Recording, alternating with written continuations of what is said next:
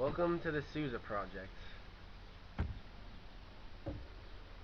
This is Mr. Souza driving a Toyota Prius, and Mr. Chuckran in a 2000 Grand Cherokee.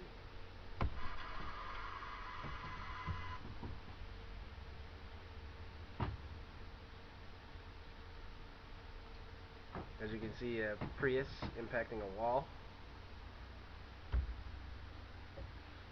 and the accident. Mr. Souza was driving on a road after it had rained, and he claims to be traveling the speed limit, but his skids might say otherwise after we calculate exactly how fast he was going before he applied his brakes.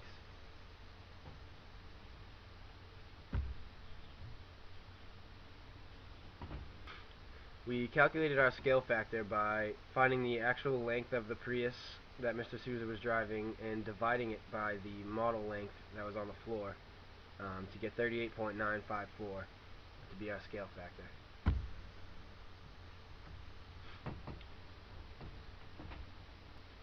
Next, we needed to calculate how long it took for the two cars to reach the bottom of the cliff from the top of the cliff. It was negative 37 meters down, and we calculated it to be about 2.748 seconds for both cars as one clump to hit the ground. Next, we needed to calculate the impact velocity when the two clumps hit the ground.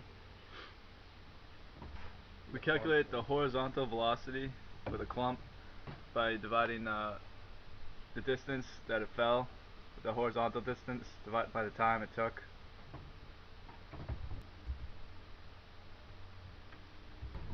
For this, we solved for the velocity just before the impact by using PI equals PF, and we plugged in the numbers. To calculate the velocity before the skid, we used the conservation of energy equation. We started with kinetic energy and ended with kinetic energy plus thermal energy. We solved the whole equation for initial velocity after plugging in the energy equations and substituting Fk with UkMg. Then we used our numbers to calculate the velocity to be 36.3 meters per second, or 81.3 miles per hour.